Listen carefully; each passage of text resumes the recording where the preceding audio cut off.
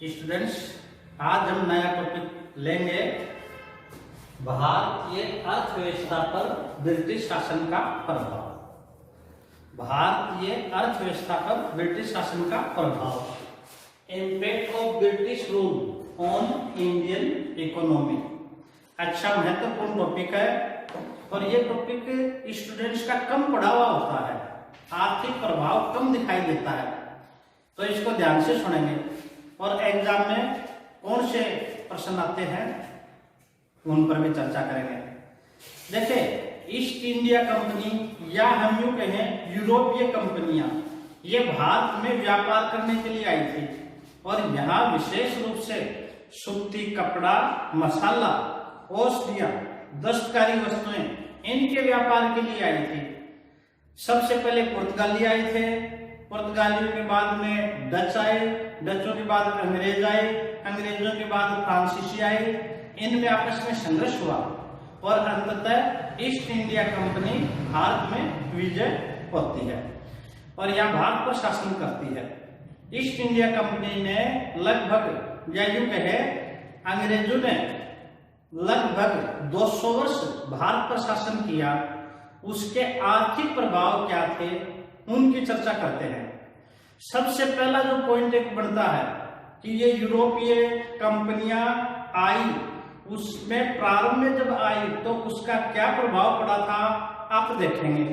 सबसे पहले 1498 में वास्को डिगामा भारत आया।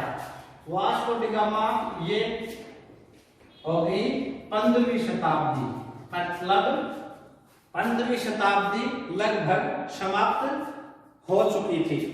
अब डच ईस्ट इंडिया कंपनी जब भारत में आते हैं वो थी 16वीं 17वीं और हम एक विशेष घटना है प्लासी का युद्ध। प्लासी का युद्ध ये है प्लासी का युद्ध 23 जून 1757 को हुआ। ये 18वीं शताब्दी की बात है। अब देखें, यूरोपीय कंपनियां भारत में आई, उनके आने से भारत का जो वाणिज्य व्यापार था उसमें 16वीं 17वीं तथा 18वीं शताब्दी का मध्य, 18वीं शताब्दी का मध्य, इस दौरान भारत के वाणिज्य व्यापार में बढ़ावा मिला। तो एक अच्छा इंपॉर्टेंट प्रश्न बनता है, वेरी वेरी इंपॉर्टेंट प्रश्न क्या है? यूरोपीय कंपनियों के भारत में आगमन के समय भारत के वाणिज्य व्यापार पर क्या प्रभाव पड़ा? आप क्या उत्तर दोगे? उत्तर करोगे यूरोपीय कंपनियों के भारत आगमन पर 16वीं 17वीं तथा 18वीं शताब्दी के मध्य तक भारत के वाणिज्य व्यापार में लाभ हुआ। क्यों हुआ? यूरोपीय कंपनियां सोना चांदी लेकर के आती थी, बदले में भारतीय सामान खरीदती और इसको उच्च मूल्यों पर यूरोप में बेचती। दूसरा एक महत्वपूर्ण प्रश्न होता है, वो क्या है? प्लासी के युद्ध के बाद ये जो भारत के अनुकूल व्यापार था ये स्थिति बदल जाती है। अब क्या होता है? अंग्रेजों ने बंगाल को जीत लिया, बंगाल पर अंग्रेजों का आधिपत्य हो गया। अब यहाँ से भारत का आर्थिक रूप से शोषण प्रारंभ होता है। तो अगला दूसरा महत्वपूर्ण प्रश्न है, भारत का आर्थिक रूप से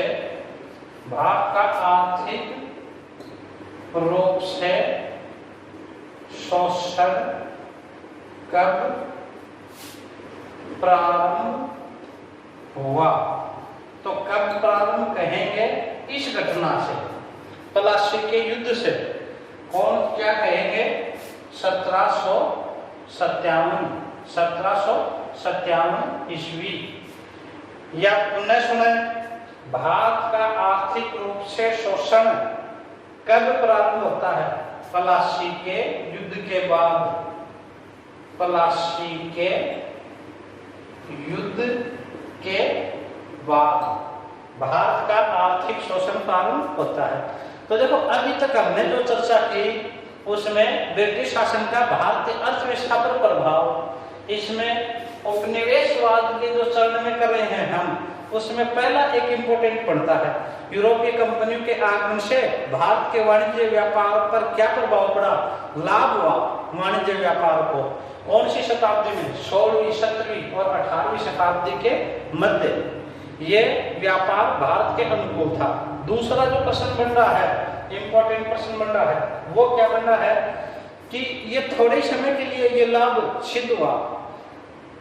क्या होता है? प्लासी के युद्ध में 1757 मतलब 18वीं शताब्दी के मध्य के बाद, प्लासी के युद्ध के बाद भारत का आर्थिक रूप से शोषण प्रारंभ हो जाता है। कब से हुआ?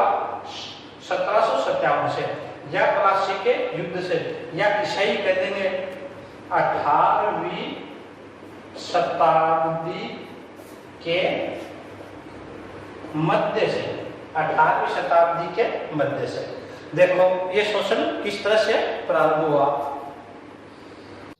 पुनः सुने एक और प्रश्न, जितने भी यूरोपीय प्रारंभ में जब आए थे वो यहां से क्या ले जाते? एक तो वस्त्र, भारत के वस्त्र, सूती व रेशमी,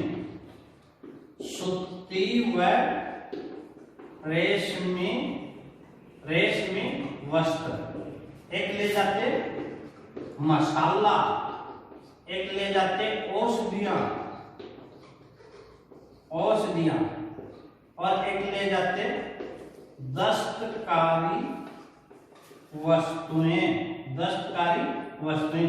ये भारत निर्यात करता था, और बदले में भारत को क्या मिलता था? सोना चांदी मिलता था। तो इस तरह से व्यापार भारत के अनुकूल था प्रारंभ में, परंतु प्लासी के युद्ध के बाद भारत पर अंग्रेजों का आधिपत्य जमता जाता है और भारत का आर्थिक शोषण प्रारंभ होता है। तो अगला एक इंपॉर्टेंट प्रश्न होता है, भारत का आर्थिक शोषण कब से प्रारंभ हुआ? ये हुआ 1757 से, प्लासी के युद्ध से। किस तरह से भारतीयों का आर्थिक शोषण होता है, भारत की अर्थव्यवस्था पर क्या प्रभाव पड़ता है, किस तरह से भारत की अर्थव्यवस्था, उद्योग, कृषि चौपट हो जाते हैं और भारत एक गरीब राष्ट्र बन जाता है। और एक बड़ा महत्वपूर्ण प्रश्न आता है कि आज का यूरोप भारत की देन है या आज का यूरोप भारत की थाती है? क्या कारण है? क्यों हमारा सारा धन वो इंग्लैंड, यूरोप में ले गए? आज उनके मजदूर के पास भी अच्छे संसाधन हैं, जबकि भारत की अधिकांश जनता गरीब है। उसका एक बहुत बड़ा कारण भारतीय अर्थव्यवस्था पर ब्रिटिश प्रभाव, मतलब भारत का सारा धन विदेश में जाना। अब इस टॉपिक को हम इन चरणों में अध्ययन करेंगे। पहला चरण लेंगे हम उपनिवेशवाद के विभिन्न चरण, मतलब किस तरह से प्रभाव हुआ अर्थव्यवस्था का, इन टॉपिकों में पढ़ेंगे। पहला है उपनिवेशवाद के चरण, किस तरह से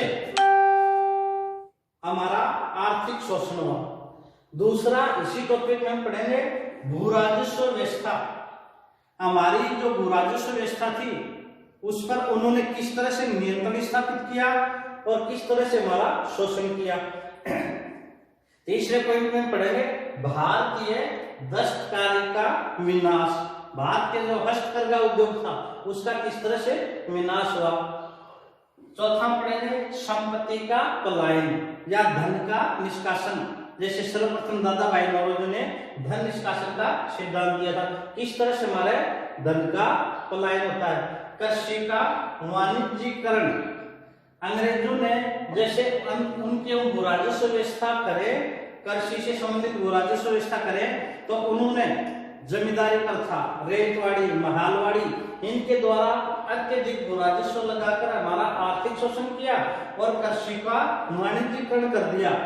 नील, चाय बागान, इस तरह की कृषि व्यवस्था को उन्होंने प्रदानता दी, जिसकी यूरोप में मांग थी, और आधुनिक उद्योगों का विकास। इन शीर्षकों में हम इसका प्रभाव पढ़ेंगे, इस टॉपिक का वर्णन करेंगे। अब पहला है उपनिवेशवाद के विभिन्न चरण। उपनिवेशवाद क्या है?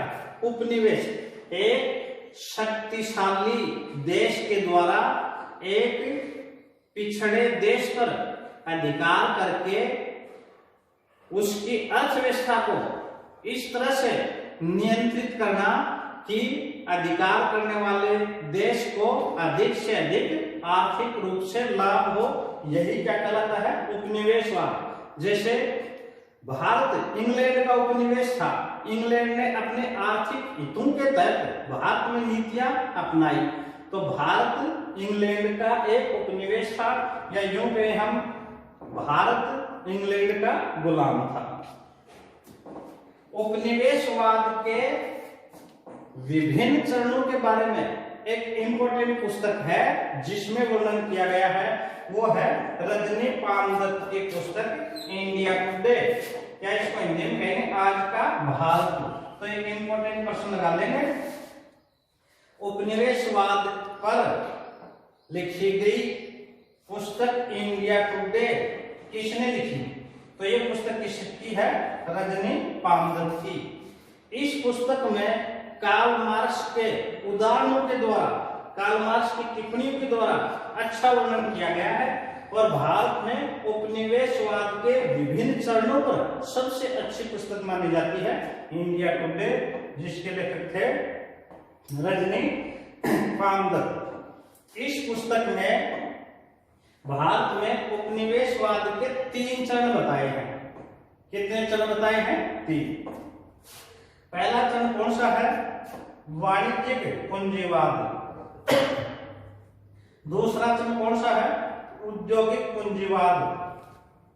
इसी को बोलते हैं मुक्त व्यापार, 1813 से 1858, और ये था 1757 से 1813। और तीसरा है वित्तीय पूंजीवाद, ये है 1858 से 1947। सुनेंगे किस तरह से।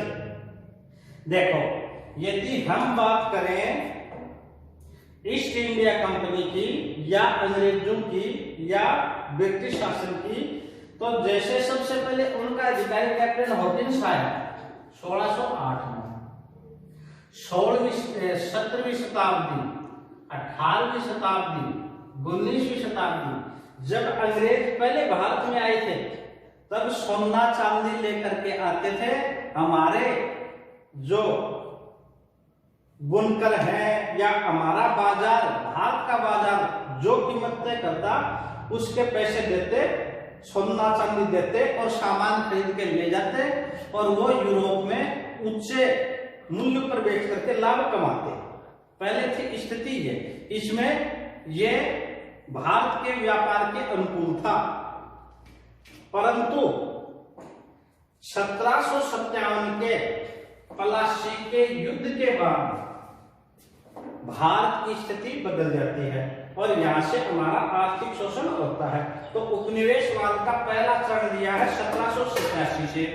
तो ये एक विशेष घटना हो गई, और ये घटना किससे संबंधित थी? प्लासी का युद्ध।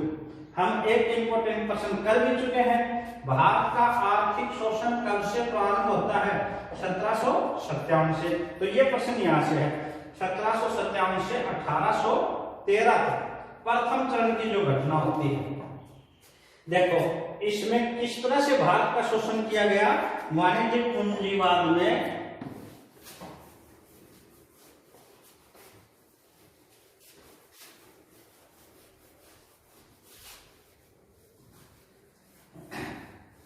अंग्रेजों ने क्या किया,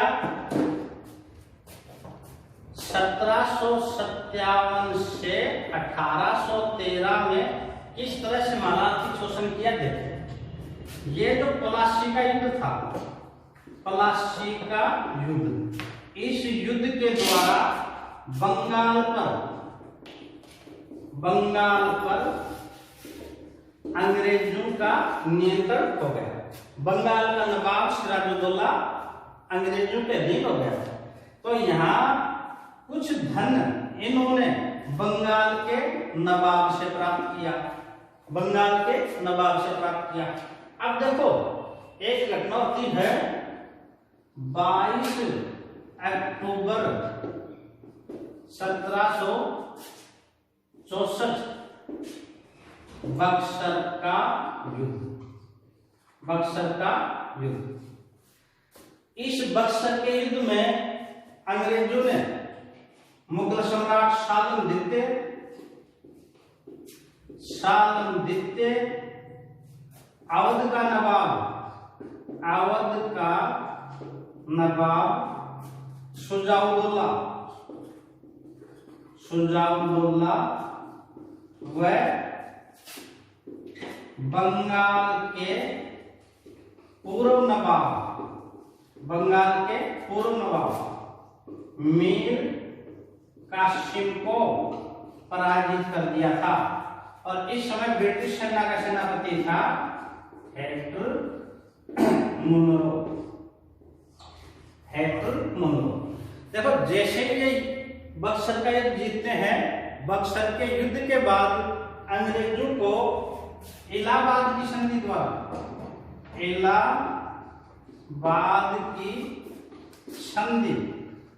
ये 2 संधियां होती हैं अगस्त 1765 में। एक 12 अगस्त को थी मुगल सम्राट शालम द्वितीय के साथ, और एक अवध के नवाब सुजाउद्दौला के साथ 16 अगस्त को। मुगल सम्राट के साथ संधि करके अंग्रेजों ने बंगाल, बिहार व उड़ीसा की दीवानी का अधिकार ले लिया। बंगाल, बिहार व उड़ीसा की दीवानी का अधिकार मतलब अब भारत का जो राजस्व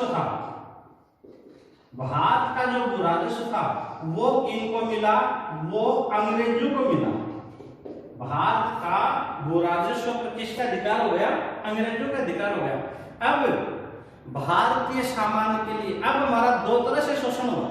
किस तरह से देखें, पहला हमारा ये जो फर्स्ट चरण है ना, वाणिज्यिक पूंजीवाद 1757 से 1813, इस दौरान भारत का किस तरह से शोषण हुआ। पहला तरीका देखो, पहले क्या करते थे, अंग्रेज सोना चांदी लाते और भारतीयों से सामान खरीदते। उस समय भारत गुलाम नहीं था, हमारा जो व्यापारी वर्ग है वो मूल्य तय करता। पर प्लासी और बक्सर के युद्ध के बाद भारत अंग्रेजों के अधीन हो गया। इसका पहला परिणाम ये निकला कि जो वस्तुओं का मूल्य कौन निर्धारित करता, अब भारतीय निर्धारित नहीं करते, अंग्रेजों के या ईस्ट इंडिया कंपनी के जो एजेंट होते थे वो निर्धारित करते। और जितना भारतीयों का सामान पर जो लागत होती उतना भी मूल्य नहीं देते। तो पहला आधार क्या गया, वस्तुओं का मूल्य कम देना। एक तो ये इस तरह से हमारा आर्थिक शोषण हुआ। आगे पढ़ेंगे दस्तकारी के उद्योगों में किस तरह से पतन हुआ। जब कीमत मिलती नहीं थी सामान की, तो हमारे जो दस्तकर हैं, बुनकर हैं, कपड़े बनाने वाले हैं, उन्होंने अपने अंगूठे कटवा लिए थे कि ये पहले ही दस्तक प्रथा के तहत, दादरी प्रथा के तहत एडवांस पैसे देंगे, कम पैसे देंगे और अधिक कपड़ा अधिक लेंगे। तो उन्होंने घाटे से बचने के लिए अपने अंगूठे कटवा लिए थे। एक इसी संदर्भ में आपने कथन भी पढ़ा था लॉर्ड विलियम बेंटिंग का कि गंगा और यमुना का दबाव भारत के बुनकरों से बदरंग हो रहा है, तो वो यहाँ स्थिति प्रकट कर रहा है। तो एक तो वस्तुओं का मूल्य कम देना, और दूसरा शोषण का तरीका देखो, पहले सोना चांदी लाते थे, अब वो लाना बंद कर दिया। अब धन कहां से मिलता? ये भू राजस्व। उनको जो भू राजस्व प्राप्त होता था उसी से वो सामान खरीदते थे, विदेश से धन आना बंद हो गया था। एक भारतीय भू राजस्व से सामान खरीदना, तो प्रथम चरण में दो तरह से हमारा शोषण हो गया। एक तो हमारी वस्तुओं का कम मूल्य देते थे, एक जो सोना चांदी लाते थे वो बंद कर दिया, और भारतीय भू राजस्व से ही सामान खरीदना प्रारंभ कर दिया। अब एक प्रश्न सुनेंगे, यहाँ पे कौन सा प्रश्न आता है? देखो, सबसे पहला प्रश्न, यूरोपीय कंपनियों के आने के समय भारत का प्रारंभिक चरण में वाणिज्य व्यापार पर क्या प्रभाव हुआ? तो क्या प्रभाव बताओगे? भारत का वाणिज्य व्यापार बढ़ा, अच्छा प्रभाव हुआ। दूसरा प्रश्न सुने, दूसरा प्रश्न सुने, भारत का आर्थिक शोषण कब से प्रारंभ हुआ? प्लासी के युद्ध से। तीसरा प्रश्न सुने, अंग्रेजों का भारतीय भू राजस्व पर किस संधि के द्वारा अधिकार हुआ? इलाहाबाद की संधि, बंगाल, बिहार, उड़ीसा की दीवानी मिली थी। चौथा प्रश्न सुने, उपनिवेशवाद के विभिन्न चरणों का किस पुस्तक में सबसे अच्छा वर्णन है? रजनी पामदत्त की पुस्तक इंडिया टुडे। अगला प्रश्न, रजनी पामदत्त ने अपनी पुस्तक इंडिया टुडे में कौन से विभिन्न 3 चरणों का वर्णन किया है? तो पहला चरण कौन सा हो गया? वाणिज्यिक पूंजीवाद 1757 से 1813। दूसरा देखो, औद्योगिक पूंजीवाद या मुक्त व्यापार 1813 से 1858। तीसरा वित्तीय पूंजीवाद 1858 से 1947। अब दूसरा जो चरण है, देखें, औद्योगिक पूंजीवाद। इसे मतलब औद्योगिक, पहला तो क्या था? वाणिज्य। वाणिज्य का मतलब वस्तुओं का लेन देन, वाणिज्य। दूसरा कौन सा है? औद्योगिक। अब इसमें एक नया शब्द हो रहा है, मुक्त व्यापार। अब इसको देखें, इस चरण में किस तरह से भारतीयों का शोषण होता है। मुक्त व्यापार 1813 से, और ये होता है 1858। सुने देखो, इंग्लैंड में औद्योगिक क्रांति होती है। इंग्लैंड में औद्योगिक क्रांति होती है 1750 से 60 के दशक में।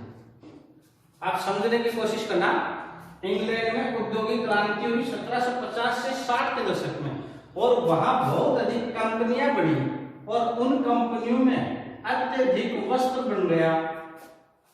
अच्छा, एक बात और सुने, 2-3 बातों को आप ध्यान से सुनेंगे। वहां अत्यधिक वस्त्र बन गया, भारत से जो धन अंग्रेज लूट के लेके गए थे, आप एक इत्तेफाक करोगे, प्लासी का युद्ध 1757 से अंग्रेजों ने जो धन लूट के लेके गए थे, उसी के बाद औद्योगिक क्रांति प्रारंभ होती है। और उस औद्योगिक क्रांति के द्वारा वहां एक बड़ा पूंजीपति वर्ग बना, पूंजीपति वर्ग बना। ये पूंजीपति वर्ग क्या करना चाह रहा था? ये पूंजीपति वर्ग जिसकी कंपनियां थी, जिसके पास अत्यधिक वस्त्र बना लिए थे, उसको बेचने के लिए बाजार चाहिए। साथ में यही पूंजीपति वर्ग वहां इंग्लैंड में चुनाव लेकर वहां की संसद में पहुंच गया, और संसद में पहुंचकर इस वर्ग ने 1813 में इंग्लैंड की संसद में एक अधिनियम पारित करवाया, जो जाना जाता है चार्टर अधिनियम 1813। देखो इस चार्टर अधिनियम 1813 आप पढ़ चुके हो। इसमें सबसे पहला एक काम तो किया था, ईस्ट इंडिया कंपनी के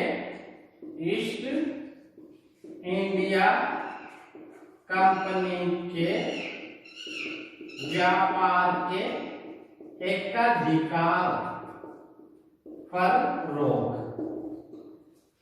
पहले भारत के साथ व्यापार करती थी केवल ईस्ट इंडिया कंपनी, अब इसका एकाधिकार पर रोक लगा दिया गया। मतलब वहां के पूंजीपति वर्ग ने एक अनुमति संसद में पूछकर वहां संसद ने अधिनियम पारित करवाया, चार्टर अधिनियम 1813, और इसके द्वारा भारत में ईस्ट इंडिया कंपनी के व्यापार के अधिकार पर रोक लगवाया। अब कोई भी अंग्रेज या कोई भी पूंजीपति भारत में व्यापार कर सकता था। मतलब अब जो भारत का शोषण था कोई भी व्यक्ति कर सकता था, सब पूंजीपति कर सकते थे। मतलब एक तरह से भारत की लूट प्रारंभ हो गई थी। तो ये मायना है इसका, चार्टर अधिनियम 1813 का। प्रश्न अच्छा है। ईस्ट इंडिया कंपनी के व्यापार के एकाधिकार को समाप्त किया। अब देखो किस तरह से होता है भारत का शोषण। अब इंग्लैंड के सूती वस्त्र उद्योग जो वहां पनप रहे थे, वहां से बनने वाले वस्त्र भारत की मंडियों में पहुंचा दिए गए। और इंग्लैंड के दो ही उद्देश्य हो गया। एक तो पहला, भारतीय अर्थव्यवस्था के संदर्भ में उनको कच्चा माल प्राप्त हो जाए। मतलब भारत की अर्थव्यवस्था को इस तरह से नियंत्रित। ब्रिटिश सरकार का दूसरा उद्देश्य था ब्रिटेन में जो औद्योगिक क्रांति के परिणाम स्वरूप वस्त्र उत्पादन हुआ है या वस्तु का अधिक से अधिक उत्पादन हुआ है, उसके लिए चाहिए बाजार। तो दूसरा उनका उद्देश्य हो गया ब्रिटिश माल के लिए बाजार, ब्रिटिश माल के लिए बाजार। तो इस तरह से हम देखते हैं उपनिवेशवाद के दूसरे चरण में केवल दो ही उद्देश्य हो जाते हैं। पहला है कच्चा माल प्राप्त हो जाए और दूसरा है ब्रिटिश माल के लिए बाजार। हम उपनिवेशवाद के चरण देख रहे थे। अब तीसरा जो चरण है वित्तीय पूंजीवाद, ये प्रारंभ होता है 1858 से 1947 और इसे 1860 से माना जाता है। 1860 से देखें, वित्तीय जो पूंजीवाद है 1860 के बाद प्रारंभ हुआ। अच्छा, यदि हम सामान्य भाषा में समझे पूंजीवाद है क्या? ब्रिटेन ने औद्योगिक क्रांति के फलस्वरूप, भारत के आर्थिक शोषण के फलस्वरूप अत्यधिक पैसे कमा लिए, धन कमा लिए, पूंजी कमा ली। अब उनकी जो पूंजी थी, जो रुपये थे, जो पैसे थे, उसके बदले भारत में धन कमाया गया। कैसे? वो अपना धन, अपनी पूंजी भारत में निवेश करते और उस पूंजी से भारत में धन कमाया उन्होंने। तो ये किस चरण में आता है? वित्तीय पूंजीवाद। उन्होंने भारत में अपनी जो पूंजी निवेश की, उसका एक सबसे मुख्य कारण था भारत में सस्ते श्रमिक थे। यहाँ जो श्रमिक हैं वो सस्ते थे। सस्ते श्रमिक होने से उद्योगों में उनको अधिक लाभ की संभावना थी। तो इस कारण से भारत में वित्तीय पूंजीवाद प्रारंभ होता है। अब देखो ये है क्या? 1860 के बाद अंग्रेजों ने भारत में बड़े पैमाने पर पूंजी निवेश की शुरुआत की। अब उन्होंने, अच्छा प्रश्न है, पूंजी भारत में किस क्षेत्र में लगाई? मतलब उनकी पूंजी सुरक्षित मिल जाए और उनको लाभ भी हो। तो वो कौन कौन से क्षेत्र थे जो अंग्रेजों ने भारत में पूंजी निवेश की? देखें, सबसे बड़ा क्षेत्र था सार्वजनिक ऋण, या भारत में जो ब्रिटिश सरकार थी उसको ऋण। सबसे अधिक पूंजी निवेश लगाई इंपॉर्टेंट प्रश्न है, बार बार एग्जाम में पूछा जाता है। तो पूंजी निवेश वाले क्षेत्र सबसे पहला कौन था? सरकार को ऋण। दूसरा कौन सा था? रेल निर्माण, ये भी एग्जाम में पूछा गया है। दूसरा कौन सा था? रेल निर्माण। फिर और किस किस में लगी ब्रिटिश पूंजी? सिंचाई परियोजना में, चाय, कॉफी, रबड़ के बाग, कोयला खाने, जूट मिलें, जहाज रानी, बैंकिंग, इनमें विदेशी पूंजी लगी। एक एग्जाम में प्रश्न आ जाए, निम्नलिखित में से ब्रिटेन की वित्तीय पूंजी निम्नलिखित में से किस क्षेत्र में लगी? पहला ऑप्शन है सरकार को ऋण, दूसरा ऑप्शन है रेल निर्माण, तीसरा है चाय, कॉफी, रबड़ के बाग, और चौथा है वस्त्र उद्योग। वस्त्र उद्योग में उन्होंने यहाँ पूंजी नहीं लगाई भारत में, क्योंकि इंग्लैंड का जो वस्त्र उद्योग था वो उसी को पनपना देना चाहते थे, पर यहाँ प्रतिस्पर्धा नहीं करना चाह रहे थे। तो ध्यान रखेंगे कौन कौन सा क्षेत्र हो गया? सरकार को ऋण, रेल निर्माण, सिंचाई परियोजना, चाय, कॉफी, रबड़ के बाग, कोयले के खाने, जूट मिल, जहाज रानी, बैंकिंग। अच्छा, सर्वाधिक पूंजी निवेश किसमें हुआ? सार्वजनिक ऋण में, जो ब्रिटिश सरकार भारत में थी उसको दिया गया। एक ये प्रश्न बहुत पूछा जाता है। दूसरा स्थान कौन सा था? रेलवे का। अच्छा, एक प्रश्न और, उस समय भारत में रेलवे का निर्माण प्रारंभ हुआ, लॉर्ड डलहौजी था यहाँ, और लॉर्ड डलहौजी ने एक विशेष स्कीम निकाली थी ब्रिटिश पूंजीपतियों को लुभाने के लिए। और एक प्रश्न क्या पूछा जाता है, भारत में रेलवे का निर्माण किस व्यवस्था पर आधारित था? यह है लाभ की गारंटी व्यवस्था पर। तो भारत में रेल का जो निर्माण हुआ वो किस शर्त पर था? लाभ की गारंटी व्यवस्था पर। इसमें क्या था? यहाँ के सरकार ने, ब्रिटिश सरकार ने अंग्रेज पूंजीपतियों को कहा आप तो पूंजी लगाएं और हम आपको 5% ब्याज की गारंटी देते हैं, मतलब आपको हानि हो लाभ हो 5% तो हम एक्स्ट्रा आपको ब्याज के देंगे। एक बात है, ऐसे उद्योग में निवेश करने में दिक्कत ही नहीं, जिसमें लाभ मिले 5% की तो गारंटी हो। दूसरा एक और देखें, यहाँ जो रेलवे का जो अंग्रेजों ने निर्माण किया था उसके क्या उद्देश्य थे? एक तो कच्चे माल को देश के आंतरिक क्षेत्रों से बंदरगाह तक लाना, जैसे नील है, नील बयाना भरतपुर की, उसको बंदरगाह तक लाना, और जूट है, दूसरे विभिन्न जो कच्चे माल थे उनको बंदरगाह तक लाना, और तथा तैयार माल को मंडी या बाजार तक पहुंचाना। एक तो रेलवे निर्माण का ये उद्देश्य था, और दूसरा था ब्रिटिश शासन की सुरक्षा।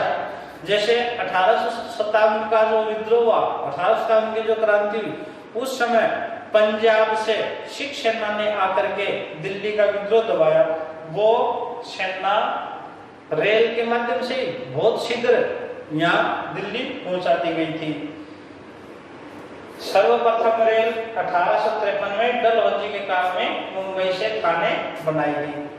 और देखो, सिंचाई परियोजना में धन लगाया गया, चाय को फिर रबड़ के बाग में, कोयला के खानों में, जूट मिल में, जहाज रानी, ये जो समुद्री जहाज होते थे जिनसे व्यापार करते थे, उनमें एक बैंकिंग, जो बैंक थे जिनसे आम जनता लोन लेती थी और वो ब्याज का लाभ उस पूंजीपति को मिलता था। तो बैंकिंग भी विदेशी पूंजी से भारत में प्रारंभ हुआ था। तो ये हुआ हमारा पहला पॉइंट, उपनिवेश के विभिन्न चरण। उपनिवेश के विभिन्न चरण। अब मैं जल्दी से आपको इसमें कौन कौन से प्रश्न आ सकते हैं बताता हूँ। एक तो उपनिवेशवाद के विभिन्न चरण। इसका सबसे अच्छा वर्णन कौन सी पुस्तक में है? इंडिया टुडे में। किसने लिखी? रजनी पामदत्त। रजनी पामदत्त की पुस्तक इंडिया टुडे में पूंजीवाद के कितने चरण बताए? 3।